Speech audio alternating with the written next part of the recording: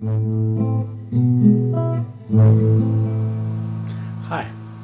this is Tobias Beckwith, coming to you from my Wizard's Corner. Our subject tonight is mastery.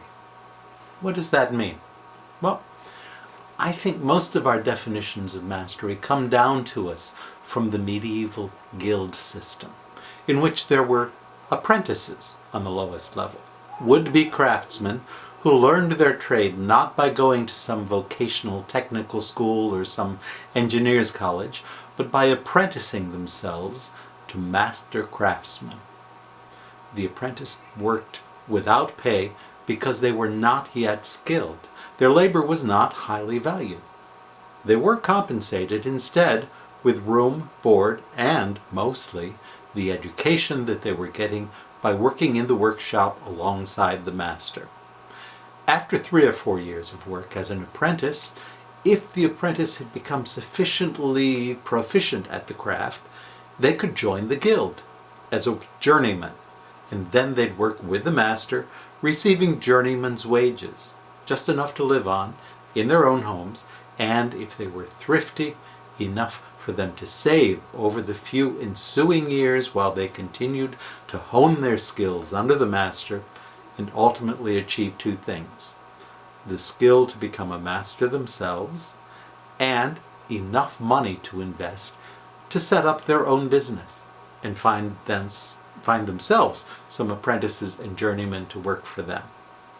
Now, by the time a craftsman reached a level where he could call himself a master, he'd been presented with pretty much every situation that his craft might come across. He had worked with every known kind of material used to create whatever that craft created. He had learned the economics of how to set up a business, set prices for his products, and how to deal with clients. Most important, he had learned how to craft truly excellent products. Wealthy clients bought the boots made by the master bootmaker. Poorer folk had to settle for boots made by journeymen and apprentices. Notice in the above example that the mastery was a measure of time put in and the skills built, more than it was so-called natural talent. I recently read a book called The Talent Code by author Daniel Coyle. Coyle's fascinated by what it takes to create real mastery, and more than that, what it takes to create the very best in a given field, whether that field is sport, the arts, or industry. While there may have been dozens of master painters during the Renaissance, there were only a few super brilliant great ones like Michelangelo or Leonardo da Vinci. So it must be that there is a way to go even beyond mastery to achieve true greatness. What Coyle found through his research and reading was that mastery comes through a very specific process that is actually built into our biology. To oversimplify it, the process comes from the building up of myelin around specific nerves. Myelin is like the insulation on an electrical cord. It insulates the nerve, keeping the signals in that nerve or the cord it carries inside and protecting them from signals from the outside. The more insulation, the clearer and better the signal in the nerve will be, and the more expert you will be at performing the action that's controlled by that nerve or group of nerves.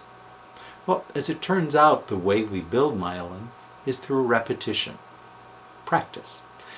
If you want to build maximum myelin around the nerves that you use, for example, to swing a bat, you swing that bat again and again and again and again, and each swing builds an infinitesimal bit of myelin onto all the nerves that are involved in the act of swinging that bat.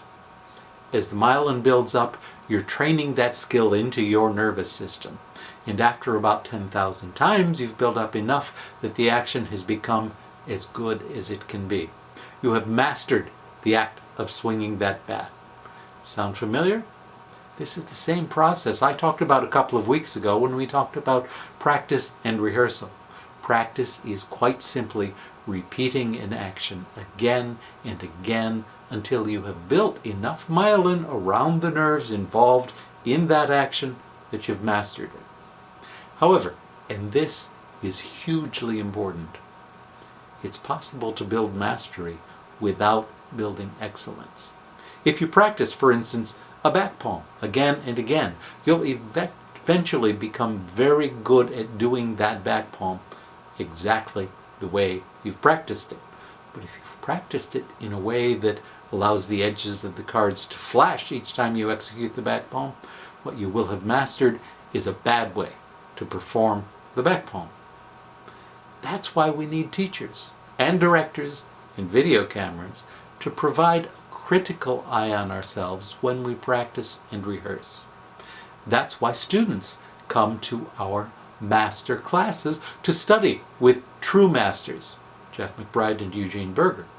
By getting the input from these masters, these artists who have gone way, way beyond the basics of our profession and are willing to share their knowledge, these students can assure themselves that they won't be wasting their time practicing to become mediocre performers.